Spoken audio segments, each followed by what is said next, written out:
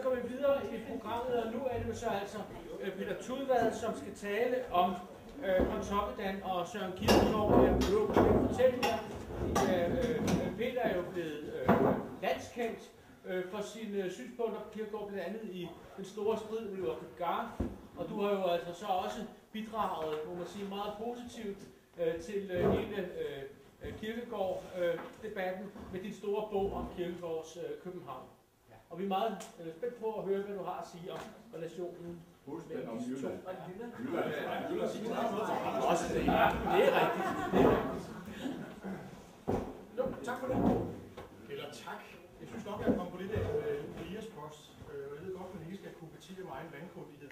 Men jeg er absolut ikke på hjemmebane, når det nu handler om Pontoppidan. Det må jeg lige kort redegøre for. Det er selvfølgelig også forstået som en appel til publikums barmhjertighed med mig. Overfor mig. Det er Flemming Behr, tror jeg nok, der har fået den fikse idé, at jeg burde sige noget om Pontoppidan og Kierkegaard. Og det har jeg så, ja, lige sagt ja til. Nu har jeg jo så set, hvad det er for en stor opgave. Og jeg er bange for, efter nu at have hørt disse meget kyndige indlæg i dag og i går, at det her det falder der helt igennem. Der er blevet talt meget om diverse pontoppidanske karakterer, hvorvidt de var runde eller dybe, eller de var flade eller dybe. Og jeg tror nok, at I bagefter vil sige, at mit foredrag behøver nok til at blive flade. Beklager, det kan godt være, at det er et foredrag, som i højere grad vil egne sig i Søren Kierkegaard-selskabet, forstået som en introduktion til Pontoppidan. Jeg håber, I bliver med mig, men nu har I fået en god frokost, og så er der måske også lejlighed til at tage sig en lille middagslur undervejs. Det bliver jeg ikke fornærmet over. Jeg ved ikke, om I har læst den manchet, som er lagt ind på Pontoppidan-selskabets hjemmeside. Men ganske kort så er ideen med det her foredrag at finde ud af, hvad Pontoppidan har læst af Kierkegaard, og prøve på at efterspore en inspiration for Kierkegaard i forfatterskabet. Ja, i al sin enkelhed er det, det går ud på. Så jeg kaster mig prompte ud i det, og så skal jeg sige, for det er det glimrende eksempel på forrige foredrag, så vil der nok indimellem være sådan, at jeg lige holder en lille kunstpause, og så springer jeg et par sider over, hvor jeg synes, jeg kan se mit snit til det, for mit forelæsningsmanuskript er også blevet alt for langt. Beklager. Nå, lad mig lægge ganske formelt ud med spørgsmålet om, hvad Pontoppidan har læst af Kierkegaard i til, hvornår han har gjort det. Og lad mig straks tilstå, at jeg ikke har foretaget nogen egenhændig undersøgelse af bevarede låneprotokoller, eller andet, hvor der endnu kan gemme sig hidtil uforagtede informationer om hans læsning. Når de relevante oplysninger ikke fremgår af Pontoppidans selvbiografier, trækker jeg derfor på andre studier. Første gang Pontoppidan kaster sig over Kierkegaards forfatterskab er tilsyneladende i vinteren 1880-81. I Arv og Gæld fortæller han nemlig, at han i vinterens løb læser flittigt herunder Kierkegaards og mange andre tungt fordøjelige forfatteres skrifter. En større oplevelse er det for ham på samme tidspunkt at læse Brandes. Hvilke skrifter af Kierkegaard, der er tale om, fremgår ikke. Man kan, som allerede antydet, afgøre sig udlånsprotokoller på de biblioteker i København, hvor Pontoppidan angiver at have lånt dem. Trods ufordøjeligheden har Pontoppidan ikke helt mistet appetitten på Kierkegaard, så fra 1893 og et par år frem låner han flittigt diverse værker af ham på universitetsbiblioteket. Dette fremgår af Flemming Behrs undersøgelse af bibliotekets låneprotokoller, som afslører, at han fra marts 1893 til maj 1896 løbende har lånt følgende værker af Kierkegaard. I 1893 Staten på livets vej, året efter Øjeblikket og Frygt og Bæven. I 1895 Forord, Indøvelse i kristendom, Afsluttende uvidenskabelig efterskrift, Filosofiske smuler, samt Kærlighedens gerninger, og slutlig i 1896 Gentagelsen. Det er et ganske omfattende studium, da man nok tør formode, at Pontoppidan faktisk har læst bøgerne. Ellers ville han næppe med så jævne mellemrum låne nye værker. De første lån kan måske, som flere antager, skyldes et ønske om at læse sig ind på livet af den karakter, han netop er i færd med at udvikle i det forjættede land, nemlig Immanuel Hansted. Fra Staten på livets vej, der vel alene i kraft af sin titel må have fristet Pontoppidan, kan han især i tredje del have fundet en del af relevans for beskrivelsen af Hansteds tungsindige karakter. Hos Kierkegaard følger vi nemlig en vis kvidam, der ligesom sin forfatter har hævet en forlovelse, angiveligt på grund af det tungsind, i hvis vold han er. Et tungsind, der hindrer ham i at blive en duelig ægtemand, men til gengæld disponerer ham for kristendommen, der skal være til trøst for dem, der således sørger. Øjeblikket er som bekendt det tidsskrift, Kierkegaard udgav i 1855, som organ for sin heftige og retorisk sprudlende kamp mod kirken og dens forkyndelse af, hvad den gjorde gældende som kristendom. En bekvem formidlelse i forhold til den kristendom, Kierkegaard mente at finde i Det Nye Testamente. Det er min sodavand. Undskyld.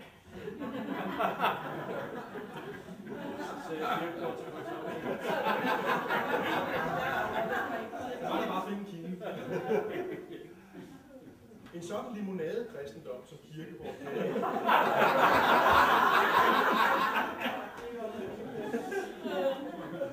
Den havde jeg studeret, den Tak, du får det på nogle bagefter.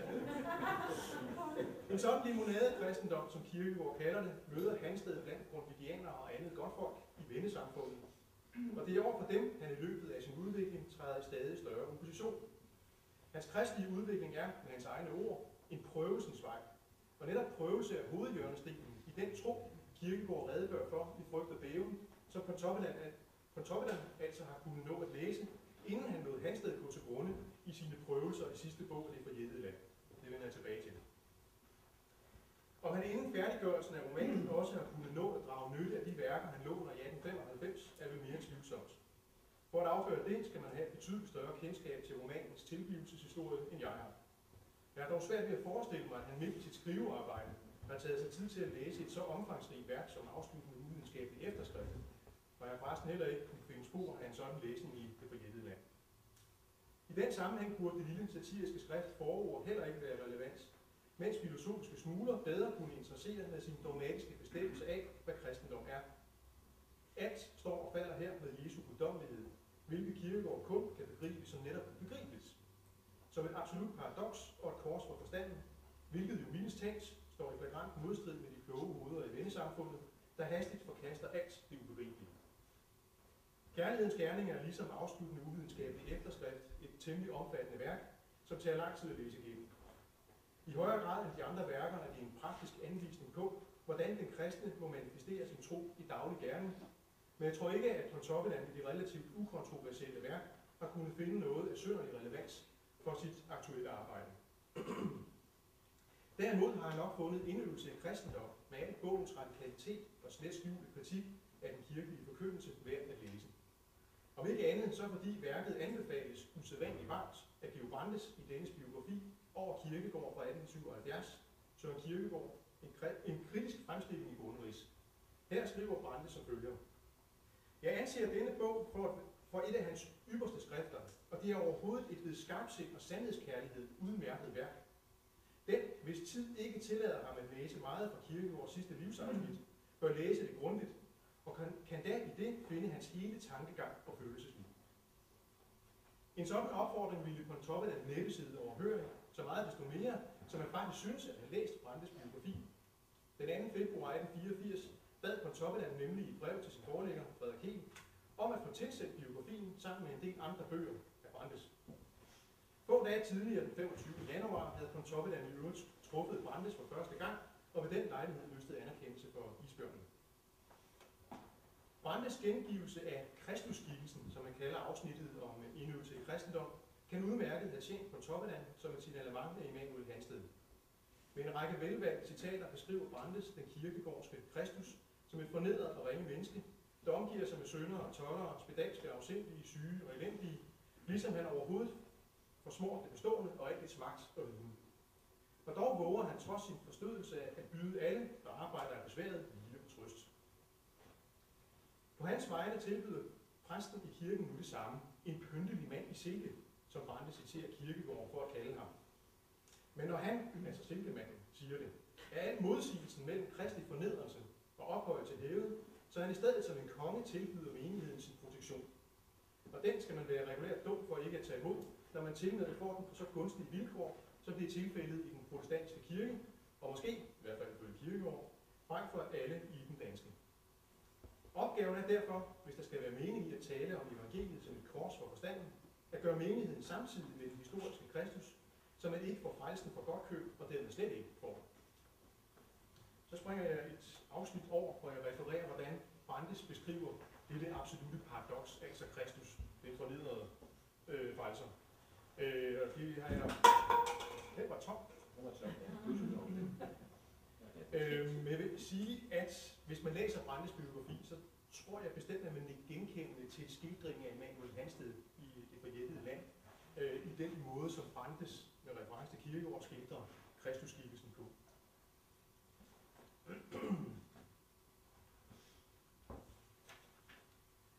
I Brandes Kierkegaard-biografi er der mange andre iagttagelser, som Pontoppidan kan have læst med interesse og gjort brug af i forfatterskabet.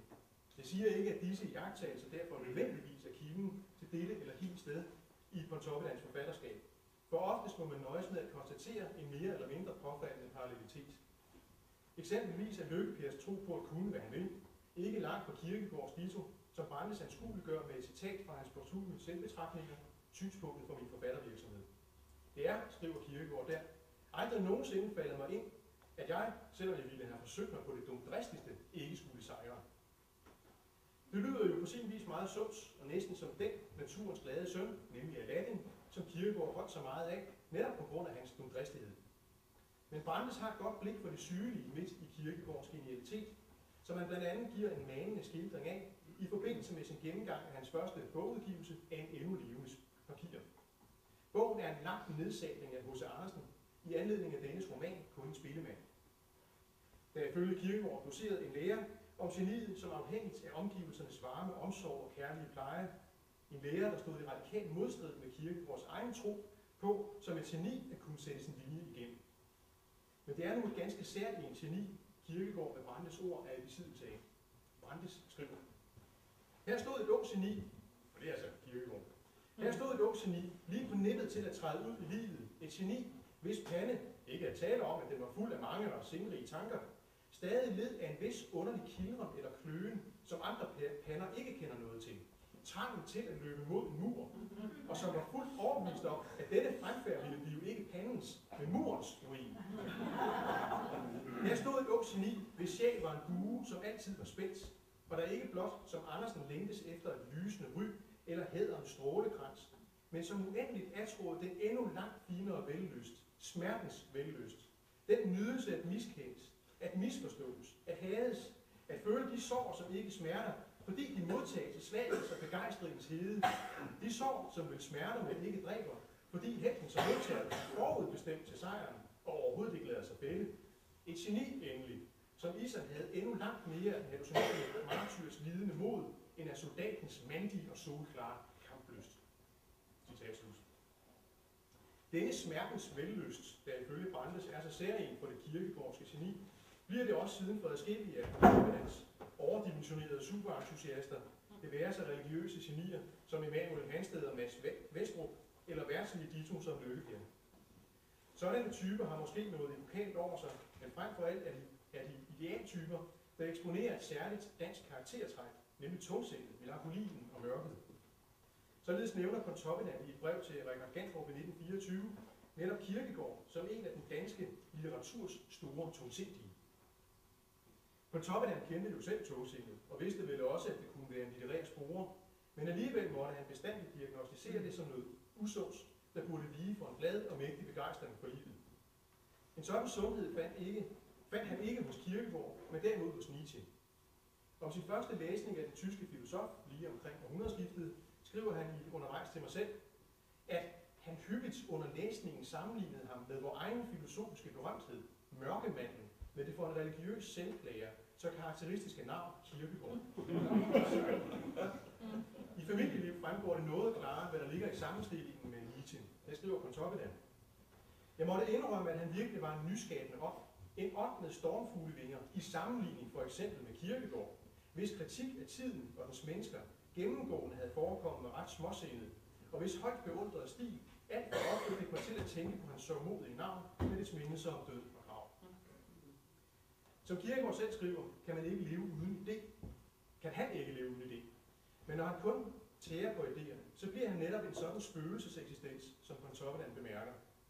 Selvom Kierkegaard må respekteres for sin redelige insisteren på, ikke mindst kristendommens idé, uden alt en kirkelig stafage og flødeskål, så bliver han også en farlig ekstremist, der sætter ideen over den givne virkelighed.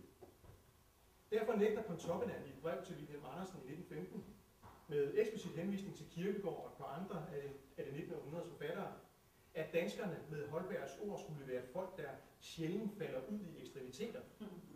Og derfor er en stor nordmand som Ibsen snarest borgerlig og kontormandsagtig i sammenligning med sin lærer Kierkegaard. Det kan være den næste foredragsholder, der siger noget om det. 6 år senere skriver Pontoppidan tilsvarende i et brev til Harald Løfting, at danskerne mangler gehør for mellemtonerne, hvorfor den gode borger i litteraturen siden Holberg næsten kun har været en genstand for spot. Nogen forkærlighed for den gyldne middelvej kan han i hvert fald ikke spore, for fra den unge Grundtvigs sværmeriske dommedagstoner til Drachmanns ukonfirmerede fanden i voldsked, går jo i virkeligheden en smertens vej fra den ene yderlighed til den anden, Søren Kierkegaard, Paludan Müller og disses modsætning, Georg Brandes. Nu kan man næsten få mistanke om, at Pontoppidan selv på hen bliver lidt småsindet i sin angst for ekstremerne, men hans væring skyldes jo blot, at han konsekvent insisterer på, at også ekstremisterne må tjene livet og ikke kun ideen. Alligevel må han selvfølgelig prise den hensynsløshed, forstået som ligegyldighed over for omverdenens dom, som disse ekstremister viser. I 1910 henviser han netop til Kierkegaard, da han i et brev til Harald Nielsen tugter denne for hans anglen efter anerkendelse. Allermest en revser kan dog vente at høste påskyndelse, skriver han. Tænk på den ligegyldighed, hvorunder en mand som Søren Kierkegaard opførte sit Babelstårn. Tør man overhovedet skele efter resultaterne af sin virksomhed? Kierkegaard er altså ekstremistisk, men hans ekstremisme synes Pontoppidan, som allerede nævnt, i en rent teologisk kontekst at opfatte som redelig, nemlig i forhold til de statskirkelige levebrødspræster, der uredeligt søger at gøre kristendommen til en appetitvækkende anretning for at købe dygtigt borgerskab, der forresten lige så lidt som præsterne selv interesserer sig for deres evige frelse, men så meget desto mere for at tage sig moralsk korrekt ud i offentligheden. Ganske som Brandes, der heller ikke brød så stort om Kierkegaard, må Pontoppidan altså medgive ham, at han i forhold til kirken og dens forkyndelse repræsenterer, hvad han selv i øjeblikket kaldte en menneskelig redelighed. Således beskriver Pontoppidan i et brev af 16. februar 1912 til netop Brandes sin barndoms præster på Randersegnen som rent værtslige. Situationen, mener han, er omtrent den samme i hele landet, hvor man trods Kierkegaard og på andre stridsmænd næppe blandt 100 præster finder flere end 10 virkelig pålidelige arbejdere i vingården.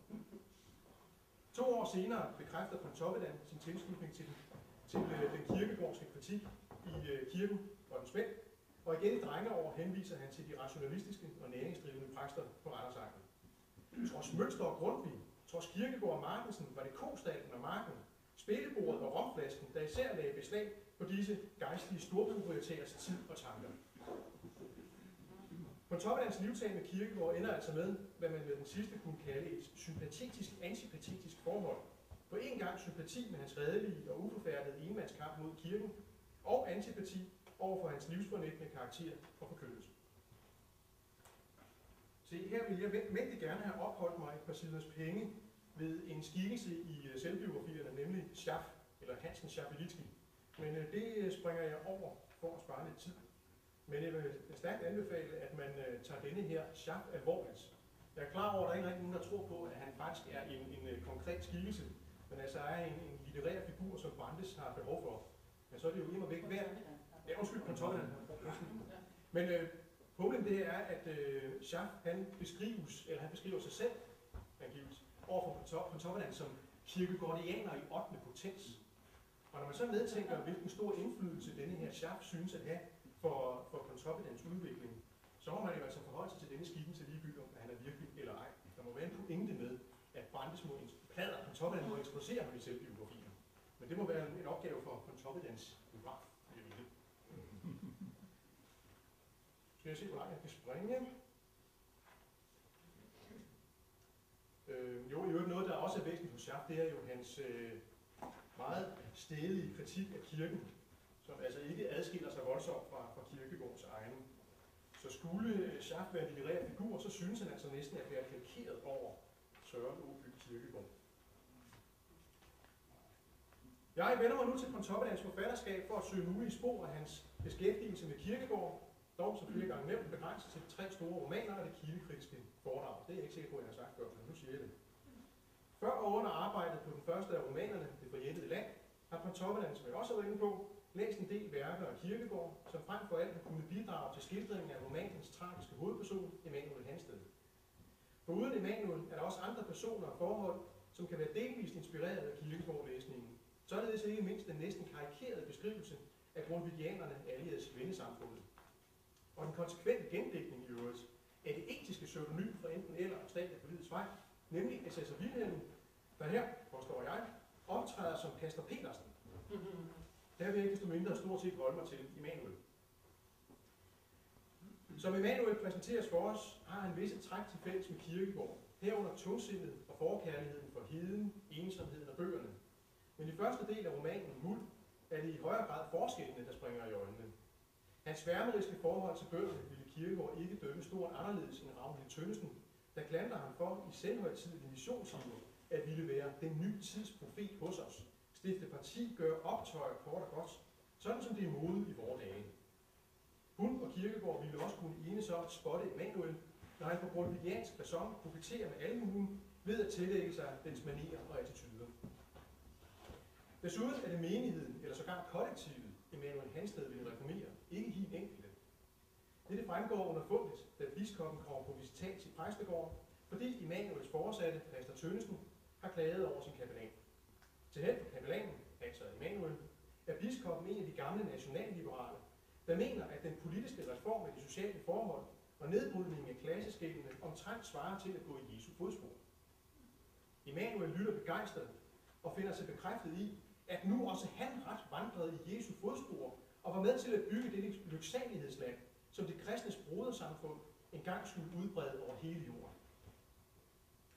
Biskoppen er vist nok kalkeret over den nationalliberale grundlovsfader samt tidligere kultusminister og konseilspræsident E.G. Monrad, som Kierkegaard havde lige så lidt respekt for som Pontoppidan, og til med af samme grund, nemlig hans usaglige sammenblanding af kristendom og politik. Nu er det imidlertid ikke biskoppen, der bliver Immanuels forbillede, men Kristus selv, sådan som Kierkegaard foreskriver det for den, der vitterligt vil være kristen. Omridset af en sådan Kierkegaards karakter begynder først at tegne sig i romanens anden del, Det Forjættede Land. Den afgørende drivkraft i det, der kan beskrives som Immanuels udvikling, eller rettere sagt afvikling, den kraft, der driver ham videre fra det ene stadium til det næste på livsforlæggelsens vej, er prøvelsen. Den første store prøvelse, der således skal berede ham til at blive kristen i Kierkegaards forstand, er Guddens død. Forinden har sønnen været syg, men Immanuel har først ment, at drengen burde klare sig i kraft af al den robuste sundhed, han tiltænker ham, siden i kraft af hans bønner. Da ingen af delene synes at virke, lader han sig af hustruen Hansine friste til at ty til doktorens hjælp, og netop friste. Han burde være tilkaldt længe før, ganske vist, og kæmper derfor forgæves for Guddens liv. Herren gav, Herren tog, Herrens navn være lovet, siger Immanuel med det bekendte ord af Job, da drengen er død i hans arme. Pontoppidan har jo selv oplevet at miste et barn, sin ældste datter, så han har kendt Immanuels betvivlede forsøg på at finde mening midt i sorgen og smerten. Desuden kan han have kendt Kierkegaards begejstrede omtale af Job i gentagelsen, som han senere låner på Universitetsbiblioteket, men måske allerede har læst i vinteren 1880-81. Han kan også have kendt frygt og bæven, som i højere grad gentagelsen gør rede for prøvelsen som en religiøs kategori. I hvert fald lyder beskrivelsen af Immanuels anfægtelser efter Guddens død som reminiscenser af en sådan læsning. Jeg citerer. I sin oprevne sindstemning opfattede han Guddens sygdom som en prøvelse, Gud havde tilskikket ham, og barnets død som himlens straf, fordi hans tro i nødens stund havde svigtet, og han i sin svaghed havde påkaldt menneskehjælp mod forsynets ubønhørlige vilje. Hver gang han tænkte på hin nat, da han ude fra jordhøjen i haven havde stirret ud i mørket efter lygteskæret fra doktorens vogn, og i sin rødløse fortvivlelse endda fornægtede det himmelske lys, skjulte han skamfuldt sit ansigt for Gud. Han havde sin dybe anger betroet sig til Hansine, men også ved denne lejlighed havde han savnet noget af den rette alvor hos hende, og følt sig ene og uforstående i sin sorg. Hun havde hørt på hans bekendelse i tavshed, havde blot sagt, at Gud vist ikke ville miskende hans omsorg for Guden, og var derpå gået ud igen til sin køkkengerning. I Frygt og bæven beskriver Kierkegaard, hvordan Abraham i kraft af troens dobbeltbevægelse får Isak tilbage, selvom Gud i umisforståeligt har givet ham påbud om at ofre ham. Den første bevægelse er det uendelige afkald på Isak, resignationen, som enhver principielt er i stand til at foretage egen hjælp. Den anden bevægelse er derimod kun mulig i kraft af det absurde. Det mod forstanden af tro, at Gud, selvom han kræver Isak til offer, vil give ham tilbage. Og vel at mærke ikke først i det hinsidige, men allerede i denne tilværelse. Det er en sådan tro, Abraham ved Guds prøvelse af ham viser sig at have, men prøvelsen, som Gud således pålægger ham, er også en prøvelse, Abraham selv vælger. Han kunne jo have nægtet at efterkomme Guds bud, og i stedet for at drage til Moriabjerget, være blevet hjemme i sit trygge marmorlund sammen med Isak og Sara. Nu tager han altså prøvelsen på sig, består den, og får Isak igen på ny. Som en sådan prøvelse kan også Guds død tolkes, for Emanuel kunne jo helt have undladt at tilkalde lægen, ligesom Abraham forsmåede den mulighed at blive hjemme med Isak. Og netop sådan tolker Emanuels søns død, der derfor ikke skyldes faderens laden stå til over for hans skrankende helbred, men hans manglende tro midt i prøvelsen. Havde Emanuel haft tro, så havde sønnen endnu været i live, og Gud dermed bekræftede, at Emanuel levede op til sit navn, der jo betyder Gud med os. Abraham bliver ved at bestå prøven ikke blot troens fader, som man kaldes i de 3 monoteistiske religioner, men også endelighedens stamherre, som Kierkegaard skriver i Frygt og Bæven. Han tilhører det dennesidige og vedbliver at tilhøre den velsignede endelighed efter sin prøvelse. Anderledes står det sig med Immanuel, der efter Gudens død fortvivlet søger prøvelsen som en adkomst til det hinsidige. Fra den dag begyndte opløsningen, hedder det senere i Hansines erindring. Med Gudens død mistede Immanuel det frejdige håb, den ubetingede forvisning om at følges af Guds velsignelse, der indtil da havde båret ham frelst gennem alle skuffelser. Så trods alle de prøvelser, Immanuel sidenhen pålægger sig for at komme til at ligne Abraham, ender han til noget ganske andet, nemlig som kristen. Kierkegaard noterer nemlig i 1853, 10 år efter udgivelsen af Frygt og Bæven, at Abraham ikke tæller som et kristent forbillede, da han ved at få sønnen tilbage i dette liv, viser sig i stedet at være, hvad han allerede var, nemlig jødisk. Det kristelige ville ifølge den senere Kierkegaard således have været, at han først i det hinsidige havde fået Isak tilbage, mens han i dette liv måtte have fortvivlet som Kristus på korset. Min Gud, har du forladt mig, for så at finde sin glæde i opstandelsen.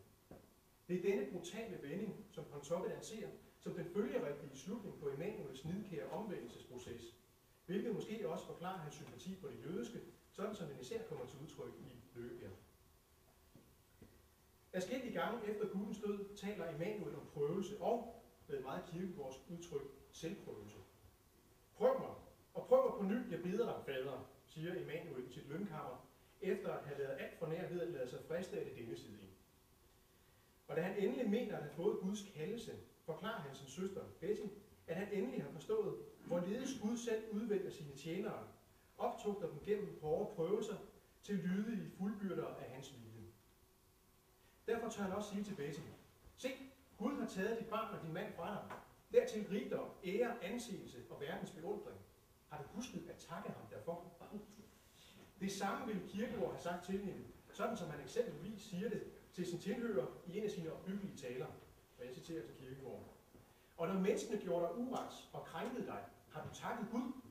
Vi siger ikke, at menneskenes uret derved ophørte at være uret, hvortil sådan usund og dårlig tale. Om det var uret, det afgør du selv. Men har du henført uretten og krænkelsen til Gud, og ved din taksigelse modtaget den af hans hånd som en god og fuldkommen gave. Det er ikke blot prøvelsen og selvprøvelsen, der som kirkegårdske kategorier præger det forjættede land, men også den skjulte inderlighed. Det, at der ifølge Frygt og Bæven ikke er noget udvortes kendetegn for troen. Der gik jeg så selvtillidsfuld, så fuldkommen tryg i bevidstheden om at vandre i Jesu fodspor, siger Immanuels Betty, og agtede ikke på, at jeg fulgte den i den fejle retning, udad mod timeligheden, med alle dens begæringer, bekymringer og aldrig stillede krav, i stedet for indad mod den lille, lave og trange hjertedør, som Kristus har åbnet for os med ordet, mit rige er ikke af denne verden. Tilsvarende forklarer han senere, Pastor Petersen, at han ikke har kunnet søge embedet i statskirken, fordi jeg i den har fundet mere af hedenskabets udadvendthed, end af kristendommens inderlighed. Immanuel synes næsten selv at have læst Kierkegaard, hvad Pastor Petersen da også antyder, da han på lettere patriarkalsk vis henviser til sin højere alder og deraf flydende større erfaring. Jeg vil derfor det første fortælle dem, hvad de måske vil have lidt ondt ved at forstå, at også jeg engang i mine unge dage har siddet og grænsket mig svits og svimmel i Mester Eckhart, Johan Tauler, Søren Kierkegaard, og hvad nu alle de andre kanoniserede saltomortale-approbater hedder, som i gamle og nye tider har gjort et nervøst publikum hovedørs. Det er, det han henviser til springet i saltomortale. Pastor Petersen har bestemt selv læst Kierkegaard, men selvom han altså ikke kan notere hans teologiske akrobatik, så synes han så meget desto bedre at værdsætte hans etiske pseudonym fra enten eller og Stadier på livets vej, nemlig af Cæsar Vilhelm, der bestandigt hævder det almene og tugter undtagelserne. Således bemærker han over for Ragnhild Tønnesen, at vi alle nu om dage har en sygelig tilbøjelighed til at lave os til undtagelser og interessante fænomener. På det almene menneskets bekostning plejer vi omhyggeligt vores små ejendommeligheder, opelsker med flid en eller anden lille særhed, en eller anden fiks idé, bare af frygt for at blive som alle andre mennesker, det værste nogen ved. Ihukommende hvad Pontoppidan selv i 1915 og 1921 skriver til henholdsvis Wilhelm Andersen og Harald Høffding om danske forfatteres hang til ekstremisme, tør man vel antage en ganske udbredt sympati med netop det etiske pseudonym i Kierkegaards forfatterskab. Trods den religiøse suspension af det etiske, som Kierkegaard redegør for i Frygt og Bæven, sker der alligevel det i hans forfatterskab, at den hidtil skjulte inderlighed må åbenbare sig, nemlig i efterfølgelsen af Kristus. Det samme sker for Immanuel, der efter at have befæstet sin tro i det indvortes, endelig træder i karakter som en Kristus-imitation i det udvortes, sådan som Kierkegaard foreskriver det i Indøvelse i kristendom. Det etiske aspekt af efterfølgelsen viser sig i hans omgang med fattige og bestødte, som ikke mindst sorte Trine, der hurtigt bliver en disciple af ham, og det syge, som han forkynder det, Kierkegaard med en af sine yndlingsfraser kalder lidelsernes evangelium. Lidelsernes glade budskab, der kan man se. Når han sad ved deres senge, hedder det således om Immanuel, talte han om deres sygdom som en stor nåde og kaldte deres lidelser Guds kærtegn, for hvilket de skulle være glade og taknemmelige. Det rent kristelige aspekt af efterfølgelsen viser sig i det, lad os bare kalde det, martyrium, som Immanuel ender sit liv med. Kristus-imitationen når da sit højeste som en tragisk parodi, da Immanuel bestandigt tager frelserens egne ord i sin mund, indtil han til sygeladende forstod sig Gud selv, da han på højskolens talerstol forgæves venter på, at ordet skal åbenbart sig for ham. Du kan bare tage manuskript med. Alt han der kan sige, er igen en blot og bare gentagelse af evangeliets ord. Min Gud, har du forladt mig? Og hvorfor har du forladt mig? Fortvivlet lader han sig føre bort, og kort efter ender han sit liv på et hospital. Trods Immanuels triste skæbne er det måske alligevel forkert at antage, at Pontoppidan har haft til hensigt at vise, at efterfølgelsen mislykkes. For egentlig er den jo ført konsekvent igennem lige til de sidste ord. Pointen er da, at efterfølgelsens succes overhovedet ikke kan vurderes, da forbilledet selv mislykkes. Det er, hvor også Pontoppidan indrømme, et spørgsmål om tro, og derfor lader han beredvilligt en lille skare af Immanuels disciple samle sig om hans grav og kalde ham Guds lam. Således har Pontoppidan genfortalt kristendommens historie, og således slutter han med at give kejseren, hvad kejserens er, og de sagtmodige den sympati, der tilkommer dem. De lever alle stille og fredsommeligt, skriver han, i det de ydmygt stræber efter at blive Immanuel lig i alle hans fuldkommenhed.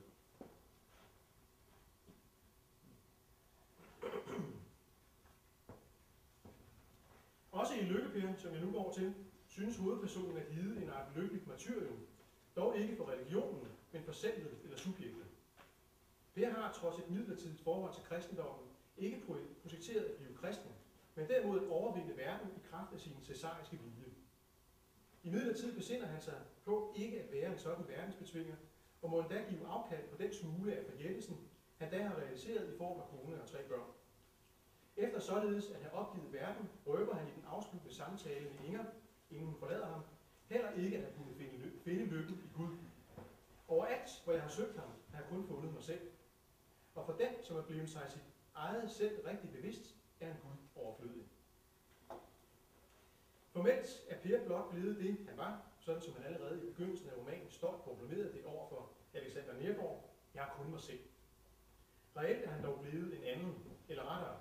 Han er blevet det, han i kraft af sin nationalitet og sin slægt var disponeret for, nemlig en sådan livs- og lyssky bakketrold, som han af Nergård var blevet belært om at se i hovedparten af sine landsmænd. Det skal jeg snart vende tilbage til, men først efter at have bemærket en påfaldende lighed mellem Pers retrospektive livsforståelse overalt, hvor man søger Gud kun at finde sig selv, og Georg Brandes redegørelse for, hvad Kierkegaard på sin vej søgte at danse. Brandes skriver: Da Kierkegaard forlod den gamle naive landevej til troen, fandt han da på det skib, han selv havde bygget, grupperiets ubanede vej dertil. Nej, i det øjeblik, han råbte land, var det i virkeligheden ikke overleveringens Indien, hvortil han var nået, men personlighedens, den store lidenskabs, den store selvstændigheds Amerika. Men som Brandes tilføjer, ville Kierkegaard lige så lidt som Columbus anerkende, at det ikke var overleveringens gamle vidunderland, Indien allieredes den forjættede kristendom, han var kommet til. Han troede, at helt enkelte i et og alt var sammenfaldende med den kristne, men den illusion lader Pontoppidan kun Per lide af momentant. Under hans sidste år som vejassistent blandt kilder og vestjyder, ser man ham aldrig i kirken, hvorimod han gerne forklarer skolelæreren, at den højeste menneskelykke er at blive sig sit eget selv fuldt og klart bevidst. Formuleringen er blot en variation af mange lignende tidligere i romanen, hvilket uvilkårligt leder tanken hen på Kierkegaards etiker af Cæsar Wilhelm, der flittigt gentager, at det gælder om at blive sig sit evige selv bevidst. Forskellen på Kierkegaards etiker, som Pontoppidan således synes, at han ville eksponere med den yderlige realisation, er derfor, at selvet er og bliver timeligt, ikke evigt. Desuden er det interessant, at selvet i Pers tilfælde ender som et temmelig isoleret selv, hvilket i kraft af Pontoppidans tilsyneladende sympati kan overraske noget, da han ellers, som tidligere nævnt, synes at tilslutte sig af Cæsar Wilhelm, når denne insisterer på socialt og borgerligt selv. Måske kan dette forstås som Pontoppidans brandesianske kommentar til Kierkegaard, der således belæres om, at han ikke har våget at tænke helt enkelte ud i sin yderste konsekvens. Derud, hvor han på de nok så bekendte 70.000 favne vand også kaster de sidste fortolkninger over bord. Således vil Pers tidligere forlovede Jakob Salomon kæmpe mod det fra fædrene nedarvede. Også dette udtryk kunne sigte til Kierkegaard, der i afslutningen uvidenskabelig efterskrift angiver i sit forfatterskab at have læst det gamle bekendte og fra fædrene overleveret igennem endnu en gang og muligt på en inderligere måde. Denne pietet analyserer og forkaster Brandes grundigt i sin biografi, og forkastet bliver den også af Jakobe, der overfor det tilfældigt nedarvet hævder det almen menneskelige i os. Hvad det er, forklarer Per skolelæreren, nemlig det selvudfoldelsens instinkt, der er nedlagt i alt det skabte, og som vi frygtløst må give os i vold. Frygten har Per imidlertid selv lært at kende som en del af den troldenatur, han først minder sig fri af, men efterhånden besinder sig på, som sin egen fra fædrene nedarvede. Som ung polyteknisk student har han ikke mindst sig omfattet af denne arv, men med så meget desto større foragt bemærket den hos andre, eksempelvis Fridtjof, der i selskab profiterer flittigt med sin ubekymrethed, men forladt af de støjende omgivelser, straks bliver ræd for døden og ensomheden, og viser sig som en rigtig dansk trold. En underjordisk, hvis inderste sjæl færdedes i skyggeriget, kredsede omkring graven af den hinsidige dommer, ræd for de lysets magter, han for et øjeblik siden selv så overmodigt havde påkaldt, så videre. Et aspekt af troldenaturen er samvittigheden, som den unge Per overfaldes af, da han har nægtet at gifte sig med den jævne Francisca, som han gennem længere tid er politiseret, men som ikke kan tjene hans vældige ambitioner. Han får sig dog hurtigt gjort fri af den anger, der ikke blot vil binde ham til pigen, men også til hele hans fortid som søn af Johannes Sidenius.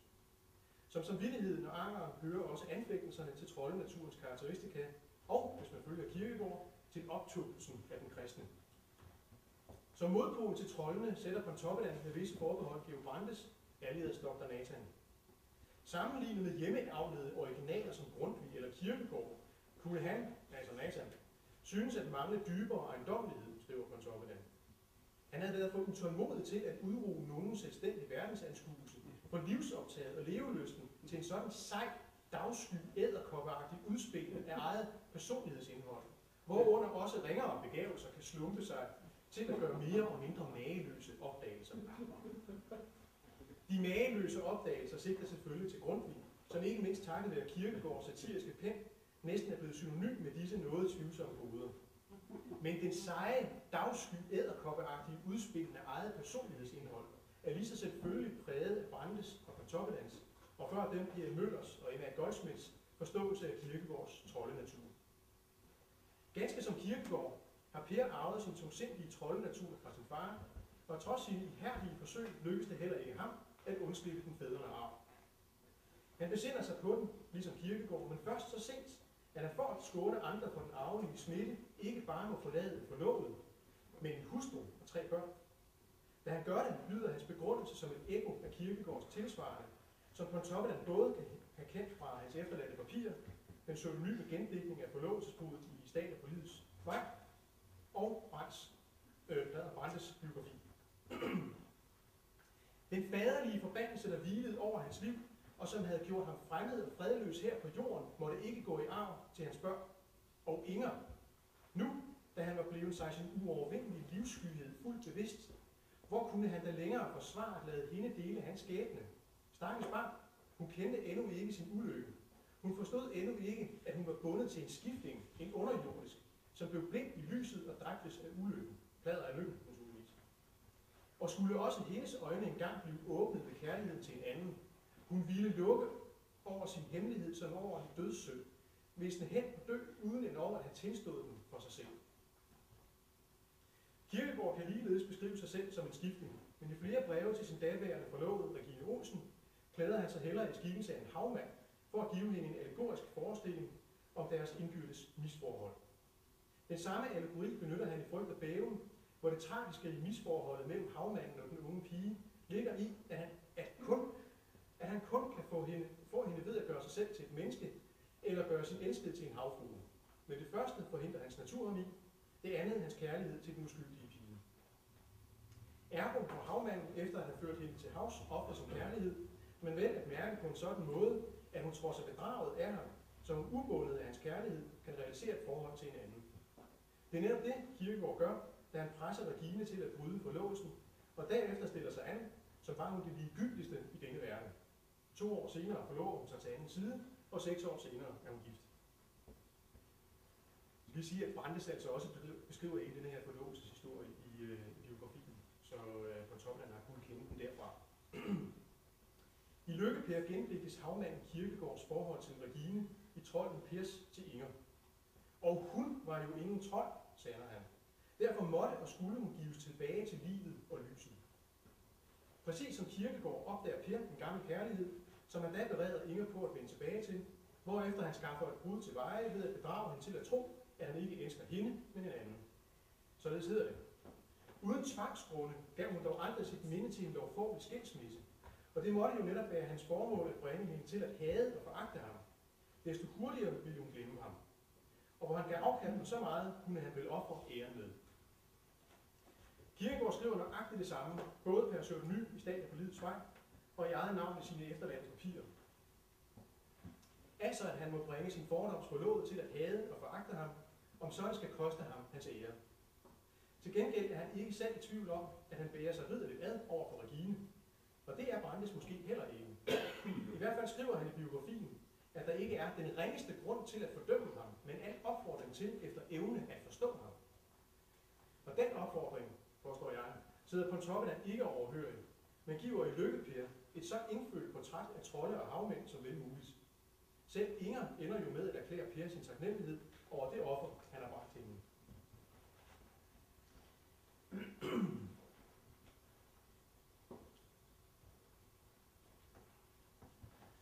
En anden og nok så betydningsfuld troldenatur i Lykke-Per er naturligvis pastor Fjaltring, som Per også henviser til i sin begrundelse for at forlade Inger.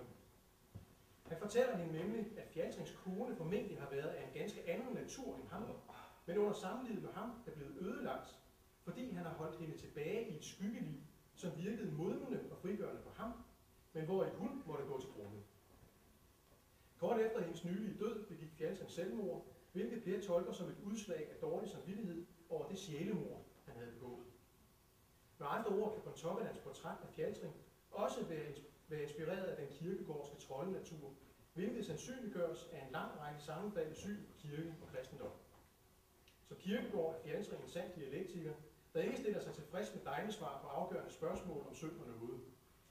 I modsætning til den sorgløse og populære grundvigianer, pastor Blomberg, sælger han ikke nåden til under indkøbspris, men betinger sig ganske som Kierkegaard, at den kristne har gjort konkrete erfaringer med synden, så syndserkendelsen som nådens forudsætning ikke bliver en abstrakt tirade. De må synge noget mere, skal han til Blombergs forarvelse have sagt til et af sine dydige sognebørn. Med det liv, de fører, kan de aldrig blive nogen overbevist kristne. Hvor den kristnes liv i Blombergs optik er muntert og virksomt, sorgløst og harmonisk, så er det i Fjaltrings idel, lidelse og kamp, selvprøvelse og modsigelse. Jeg tror fuldt og fast både på Gud og på djævlen, siger han. Jeg er blot ikke altid lige sikker på, hvem af de to, der var mest imod. Det var Kierkegaard heller ikke, men hældte dog mest til den opfattelse, at det måtte være Gud. Al den stund hans rige ikke var denne verden, hvorfor forkyndelsen bestandigt måtte være polemisk mod menneskets værtslige forestillinger om en lys og lykkelig tilværelse.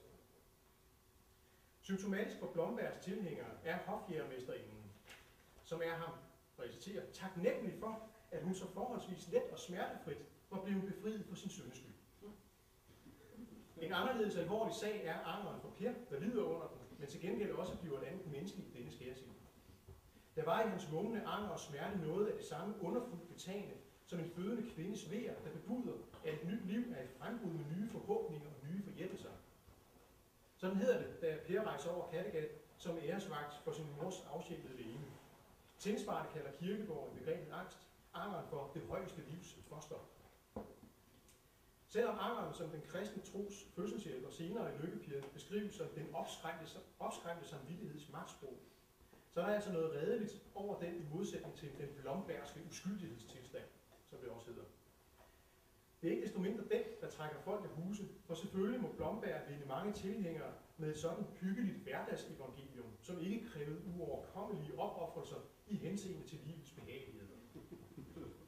Derfor kalder pastor Fjaltring meget rammende sin veldedige kollega for grosseren, da han helt i tidens ånd har gjort religionen til en markedsvare og forudsigeligt lokket folk til de boder, hvor de køber afladen billigst.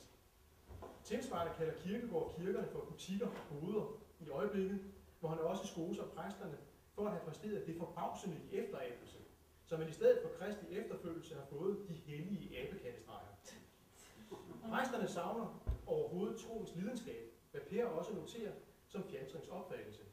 Troen var en passion, og hvor den ikke var, drev man abespil med vor Herre, siger altså også Fjaltring. På Toppedan kan jeg udmærket have lånt sådanne udtryk fra øjeblikket og lagt dem i munden på Fjaltring. Men han har nok også her ladet sig hjælpe af Brandes, der i sin biografi fokuserer på netop passionen som det afgørende i Kierkegaards kristendomsforståelse. Brandes bemærker skarpsindigt, at der i løbet af Kierkegaards forfatterskab foregår en glidning fra den teoretiske interesse for kristendommen til den praktiske, sådan at paradokset viger for passionen. Det er faktisk en fantastisk formulering. Paradokset viger for passionen. Og samtidig med, at den er smukt formuleret, så er den meget præcis. Af relevans for Pers lidelseshistorie, og forresten også i Manuel Hansteds I det forjættede land, skriver Brandes desuden. En sandhed uden for os gives der ikke. Til sandheden er inderlighed, og der er ingen mere lidenskabelig inderlighed lader sig tænke end den, der hører til at ville lade sit liv for sin overbevisning, så når Kierkegaard følger rigtigt til martyret som sandhedens egentlige vidnesbyrd. Således besinder Per sig på sin instinktmæssige fornemmelse af, at det var i ensomheden, hans sjæl havde hjemme, at det var sorg og smerten, hans liv tilhørte. Men det gør det ikke i kraft af den kristelige inderlighed, som Kierkegaard foreskriver, og Emanuel Hansted praktiserer, men derimod i kraft af Pers indesluttethed og togsind, rent psykologiske karaktertræk, han deler med Kierkegaard. Den store lykke, han i blinde havde søgt, det var den store lidelse, skriver Pontoppidan om Per. Det var helt ulægelige sammen, som pastor Fjaltring så ofte havde prist for ham, og kaldte de udvalgte skuddommelige nådegave. For Per eksisterer der imidlertid ikke nogen Gud, og derfor ender han så at sige som en konsekvent kierkegaardianer uden kristendom. Således skriver han i sine efterladte papirer. Kristi liv og historie værer os i virkeligheden intet ud over dette, som er en gammel visdom, at der er kun ét, der overvinder lidelsen, og det er passionen. Med andre ord er Pers martyrium et martyrium af en ganske anden orden i Emanuel Hansteds, og overhovedet bør man nok nøjes med, som Per selv, at kalde det en passion. For så vidt har Per opløst sit polemiske forhold til omgivelserne i lidelsen selv, så han frem for som martyren at stå i et modsætningsforhold til det ydre, står i en absolut identitet med det indre. Som sådan har Per foretaget første del af det, Kierkegaard i Frygt og Bæven kaldte troens dobbeltbevægelse, nemlig resignationen. Og dermed stiller han sig så tilfreds. Så vidt Lykke-Per, og nu vil jeg så egentlig have gennemgået de dødes rige, men det vil jeg helst springe over for så at tage fat på kirken og den smæld. Det synes jeg egentlig er mere relevant. Det bliver på mange måder gentagelser at kigge på de dødes rige. Ja. Og dog skal jeg da lige nævne, hvad det var for en person, jeg ville have opholdt mig mest ved. Dels ville det være Torben Diemer, på grund af hans sygdom, som man måske godt kunne se som en meget konkret allegori over Kierkegaards sygdom til døden, altså fortvivlelsen, tungsind, som han jo altså ikke ville helbredes for. Den helbredelse, Kierkegaard foreskrev, det er selvfølgelig troen. Den han jo ikke lidet af, og han skrives jo så ganske udmærket i denne her fortvivlelse, og siger jo netop, da han er på vej tilbage til Fausingholm, at han føler sig, at han er på vej væk fra de dødes rige. På trods af, at han altså opgiver nu at tage den her medicin, han har fået foreskrevet af sin ven lægen. Desuden ville jeg have kigget på Jytte Abildgaard, som vi får at vide faktisk har læst Kierkegaard. Sjovt nok med en formulering, der går igen i Pontoppidans selvbiografi. Men det lader jeg alt sammen ligge.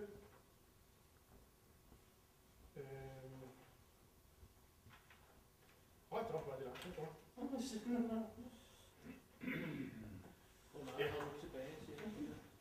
Det vil jeg ikke fortælle dig. Nu går jeg over til sammenfattende for... Nej, jeg skal lige have en lille afrunding, hvis jeg må tælle på det, på romanerne.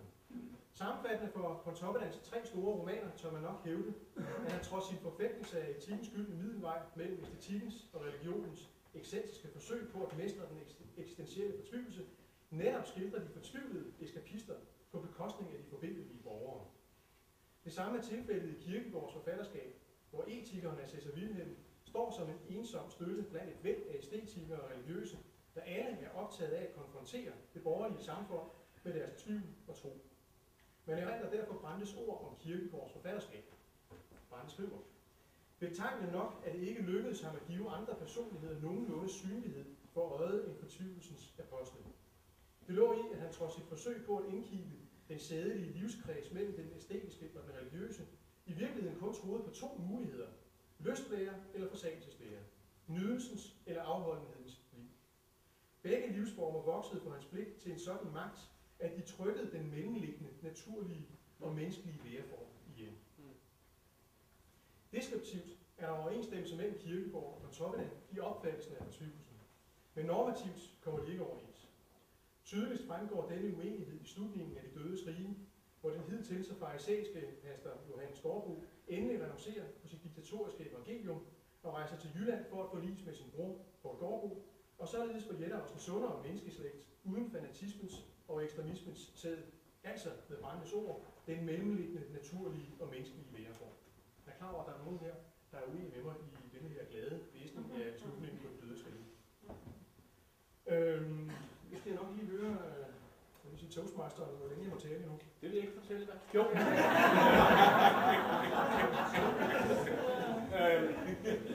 Kunne du afrunde i løbet af 5 minutter? Med Kierkegaards mænd? Så tror jeg faktisk, at jeg hellere ville droppe Kierkegaards mænd, og så bare ganske kort resumere, at når man, hvis man har læst meget Kierkegaard, og frem for alt har læst skrifterne fra 1854-55, altså fra Kirkekampen, ikke mindst øjeblikket, så er det altså næsten som et ekko af Kirkekampen at læse Pontoppidan. Selvfølgelig foreskriver han ikke en radikal kristendom som Kierkegaard. Der er så mange formuleringer, der går igen. Eksempelvis i stedet, hvor han i den trykte udgave af foredraget taler om præsternes distancerende betragtninger. Betragtninger, det er altså sat musik. Og det er noget, som Kierkegaard selv er meget optaget af, blandt andet i indøvelse i kristendom, hvor han igen og igen taler om betragtninger som noget distancerende, som noget uredeligt. Fra præsternes side, ikke mindst biskop Mønster, som ovenkøbet har udgivet en prædikesamling, som hedder Betragtninger over den kristelige religionslære eller noget i stil. Jeg tror lige, jeg vil citere en enkelt ting. Hvorfor så? Jeg vil vente. Jo, hør lige indledningen på Pontoppidans foredrag. Vi har her i landet 1100 funktionerende præster, der søndag efter søndag står på prædikestolene og ivrer mod anderledes tænkende. Jeg har ment, at de engang imellem bør møde modkritik, og jeg tror, at det navnlig for tiden er gavnligt, også for kirken selv, at dens forhold bliver belyst så alsidigt som muligt.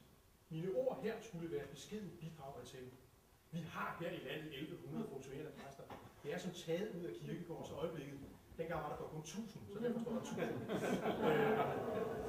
Men hør også en anden formulering, Kierkegaard har i Dagbladet Fædrelandet fra 1855 under overskriften Den religiøse tilstand. Her skriver Kierkegaard: vi har, om man så vil, en fuldstændig besætning af bisper, provster, præster. Lærte, udmærkede lærte, talentfulde, begavede, menneskeligt velmenende, deklamerer de alle godt, meget godt, udmærket godt eller temmelig godt, noget lidt slet. Men ingen af dem er i karakter af det nye testamentes kristendom, så lidt som i karakter af at stræbe i retning af det nye testamentes kristendom. Det kunne jeg godt forestille mig, at Pontoppidan havde læst, og med stor tilslutning. Jeg vil ikke sige mere om dette foredrag her. Blot dette til sidst, at Pontoppidan utvivlsomt som Brandes har set, at Kierkegaard, han var jo ikke from, men han havde en meget, meget stor pietet, dels over sin barn, og dels over for det fra fædrene overleverede, altså netop kristendommen i al dens radikalitet. Og selvfølgelig har Pontoppidan igen ligesom Brandes måtte prise Kierkegaard for hans redelighed i den måde, han forkyndte evangeliet på, i modsætning til disse 1000 næringsdrivende, altså præster. Det var 5 minutter. Tak skal du have, Peter. Glimrende.